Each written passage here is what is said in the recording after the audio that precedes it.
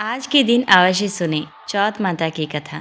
एक गांव में एक साहूकार के 7 बेटे और एक बेटी थी। सेठानी ने सातों बहुएं और बेटी सहित कार्तिक कृष्ण चौथ को करवा चौथ का व्रत किया। साहूकार के लड़के को उसके भाई बहुत प्यार किया करते थे। उसको साथ लेकर खाना खाते थे। भाइयों ने बहन को खाने के लिए बोला तो बहन भाइयों से बोली, भाई आज तो मेरा करवा चौथ का व्रत है, इसीलिए आज जब चांद उगेगा तब चांद को अग्र देकर ही मैं खाना खाऊंगी।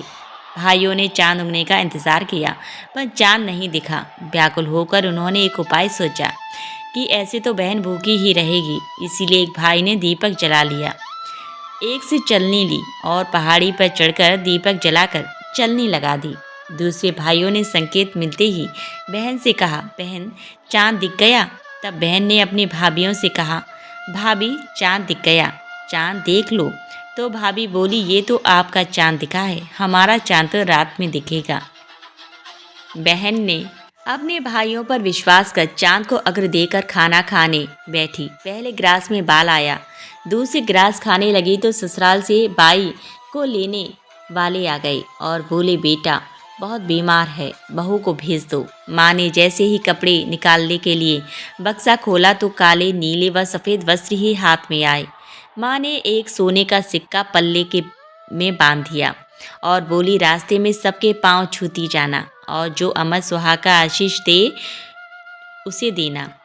सारे रास्ते पांव छूती गई पर किसी ने अमर सुहाग की आशीष ना दी। ससुराल के दरवाजे पर 8 साल की जेठुती खड़ी थी। उसके पांव छूने पर वह बोली कि सीली हो सपूती हो, 7 पूत की माँ हो। यह सुनते ही सोने का सिक्का निकालकर उसे दे दिया और पल्ले में गांठ बांध ली। अंदर गई तो पति मरा पड़ा था। बहू ने अपने मरे हुए पति को जलाने के लिए नहीं ले जाने दिया और अपने मरे हुए पति को लेकर एक कुटिया जो गांव के बाहर थी उसमें जाकर अपने पति का सिर गोद में लेकर बैठ गई। इससे सब परिवार व गांव वाले उससे नाराज हो गए और सब ने उससे दूरी बना ली। उसकी कुटिया की तरफ कोई नहीं जाता। एक छोटी जेठुती उसको खाना दे आती और कहती, मुर्दा सेवती रोटी ले। कुछ समय बाद माँ की तिल चौथ आई और बोली, करवा ला तू करवा ला, भाया की प्यारी करवा ले, दिन में चांद उगाने करवा ले।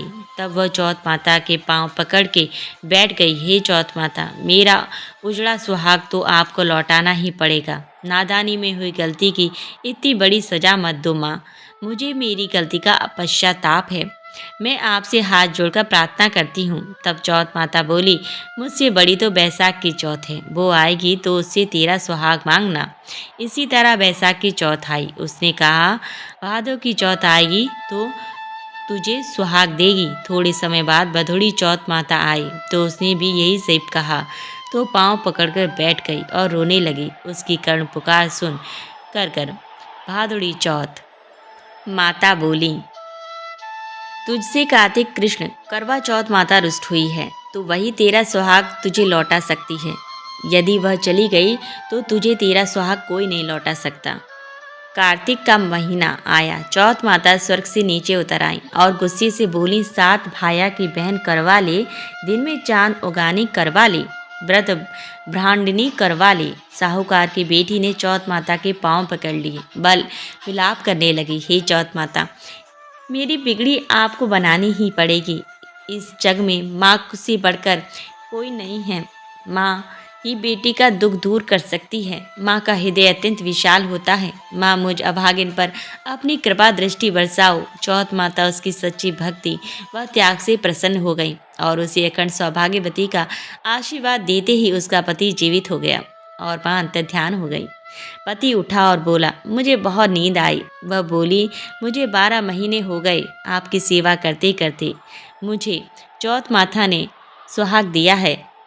जब जेठुती रोटी देने आई तो उसे काकी की बात करने की आवाज़ आई तो घर जाकर बताया। सासू जी ने आकर देखा तो बहू व बेटा दोनों जिम रहे हैं, वह चौपड़ पासा खेल रहे हैं।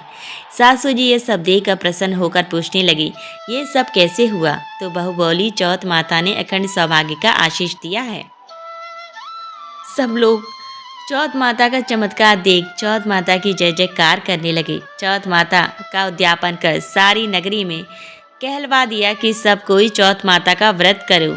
13 चौथ नहीं तो 4 चौथ नहीं तो 2 चौथ तो सबको करनी ही चाहिए।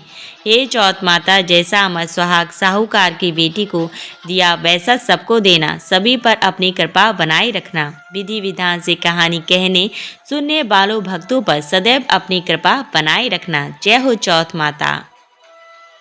सनातन धर्म में कोई भी व्रत बिना कथा पूजा नहीं माना जाता। इसलिए अगर आप करवा चौथ का व्रत रख रही हैं तो पूजा के बाद यह कथा ज़रूर सुनें। हर साल कार्तिक माह के कृष्ण पक्ष की चतुर्थी के दिन करवा चौथ का व्रत रखा जाता है, जो कि इस साल 1 नवंबर को 2023 को है।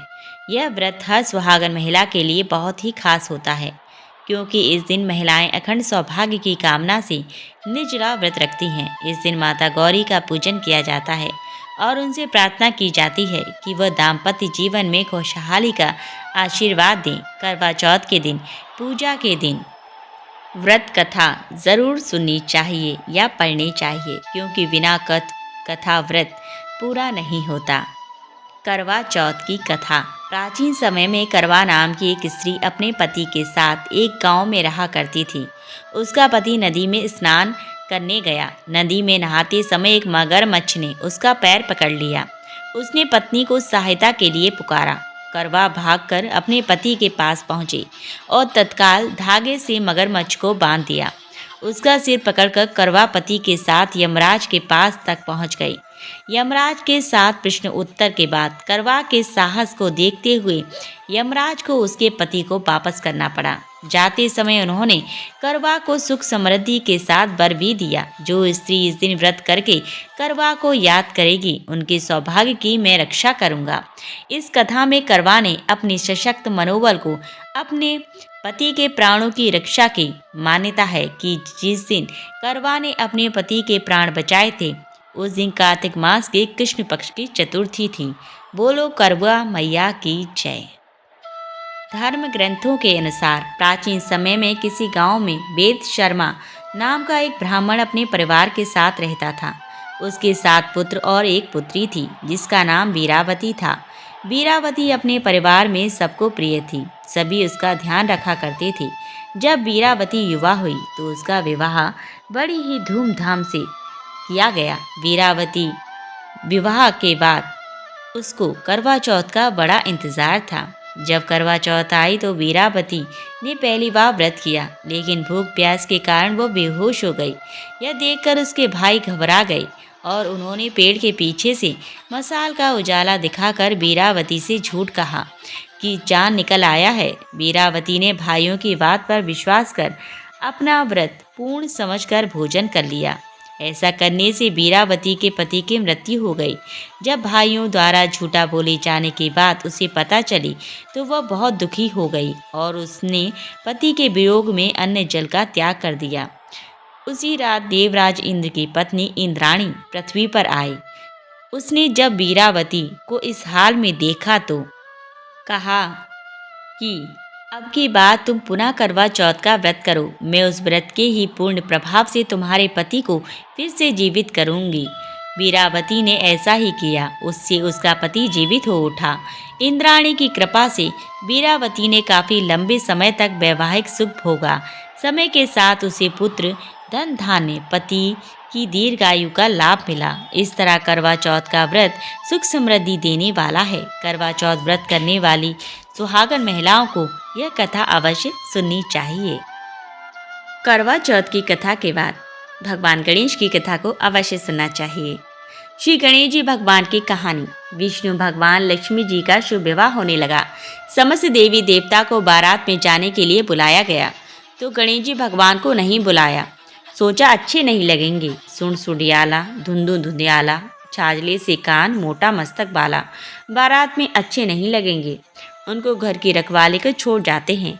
समस्त देवताओं के साथ गाजे बाजे से बारात रवाना हो गई। नारद मुनि ने गणेश जी को भड़का दिया कि आप अच्छे नहीं लगते, इसलिए आपको लेकर नहीं गए। यह सुन गणेश जी ने अपने चूहों को भेजा। चूहों ने सारी धरती थोती कर दी। धरती थोती होते ही भगवान के रथ के पहिए धरती पर धंस गए। सबने निकालने का प्रयास किया पर सफलता ना मिली। थककर खाती को बुलाया। उसने आते ही रथ को निकालते हुए बोला, जय बोलो गणेश भगवान की। रथ का पहिया निकल गया। तब सब देवताओं ने पूछा, गणेश जी को क्यों याद किया? तब खाती बोला, गणेश जी को सुमिरे बिना कोई काम सिद्ध नहीं होता। तब सोचने लगे, हम तो गणेश जी को वहीं छोड़ आए। संदेश भेजा, गणेश जी को बुलवाया गया। सर्वप्रथम गणेश जी का रिद्धि सिद्धि से विवाह करवाया। फिर श्री भगवान विष्णु की विवाह लक्ष्मी जी के साथ करवाया। घटती हो पूरी कर जो, कहता ना सुनता ना, म्यारा सारा परिवार पर अपनी कृपा रखना। हे गणेश भगवान, जैसे भगवान का कार्य सिद्ध किया वैसा सबका करना। बोलो गणेश महाराज की जय। हिंदू महीने में कार्तिक माह का अत्यधिक महत्व माना गया है। इस पूरे माह में स्नान, दान तथा अन्य धार्मिक कार्यों को करना शुभ माना गया है। कार्तिक स्नान के साथ तुलसी जी की पूजा का भी अत्यधिक महत्व है। इसी माह में तुलसी जी का विवाह भी कराया जाता है। जिन्हें कन्या संतान नहीं होती वह तुलसी जी का विवाह शालिग्राम जी से कराकर कन्यादान का सुख पाते हैं। कार्तिक माह में सभी औरतें तुलसी जी को जल से सींचा करती थी। एक बुढ़िया भी थी जो कार्तिक माह में तुलसी जी को सींचने जाती थी और जब वह जाती तो तुलसी माता से कहती कि हे तुलसी माता, सत की दाता, मैं तेरा बिरवा सींचती हूँ, मुझे बहू दे, पीले रंग की धोती दे, मीठा ग्रास दे, बैकुंठा में बास दे, अच्छी मौत दे, चंदन का काठ दे, अच्छा राज दे, खाने को दाल भात दे और 11 के दिन कृष्ण का कंधा दे। बुढ़िया माँ की ये बातें सुन तुलसी माता सूखने लगी। तुलसी माता को यूं सूखते देख भगवान ने पूछा, हे तुलसी, तुम दिन प्रतिदिन क्यों सूखती जा रही हो? तुलसी माता ने कहा कि बस मेरे मन की मत पूछो। भगवान ने कहा कि मैं नहीं पूछूंगा तो कौन पूछेगा? इस पर तुलसी माता कहती हैं कि एक बुढ़िया आती है और अपनी बात कहकर चली जाती है। मैं उसकी सभी बातें पूरी कर दूंगी, लेकिन कृष्ण का कंधा कहाँ से लाऊंगी? भगवान कृष्ण बोले कि वह मरेगी तो अपने आप ही कंधा देने आऊँगा। तुम बुढ़िया माई से ये बात कह देना। इसके बाद बुढ़िया मर गई। बुढ़िया के मरने पर सारा गांव इकट्ठा हो गया और उसका अंतिम संस्कार आने पर उसे उठाने लगे, लेकिन वह बहुत भारी हो गई जिससे उसकी अर्थी टस से मस नहीं हुई। सभी बोले कि यह तो बहुत संस्कारी थी, बहुत पूजा पाठ करती थी, कोई पाप नहीं किया, फिर ये इतनी भारी कैसे हो गई? बूढ़े ब्राह्मण के वेश में भगवान आए और कहने लगे कि ये भीड़ कैसी है? तब गांव वाले बोले कि एक बुढ़िया मर गई है और वो इतनी पापिन थी कि उसकी अर्थी नहीं उठ रही है, बहुत भारी हो गई है। भगवान बोले कि मुझे इसके कान में कुछ कहने दो, फिर ये उठ जाएगी। भगवान बुढ़िया के पास गए और उसके कान में कहा कि माई, तो अपने मन की कर ले, पीताम्बर की धोती ले, मीठा ग्रास ले, बैकुंठा में बास ले, चटक की चाल ले, चंदन का काठ ले, झालर की झंकार ले, दाल भात का जी और कृष्ण का कंधा ले। भगवान की सभी बातें सुनकर बुढ़िया माई हल्की हो गई। भगवान अपने कंधे पर उसे ले गए। बुढ़िया को मुक्ति मिल गई और वो बैकुंठ को चली गई। हे तुलसी माता, जैसे आपने उस बुढ़िया माई की मुक्ति की वैसे सभी की करना। जैसे भगवान ने उसे कंधा दिया, हमें भी देना। बोलो तुलसी मैया की जय।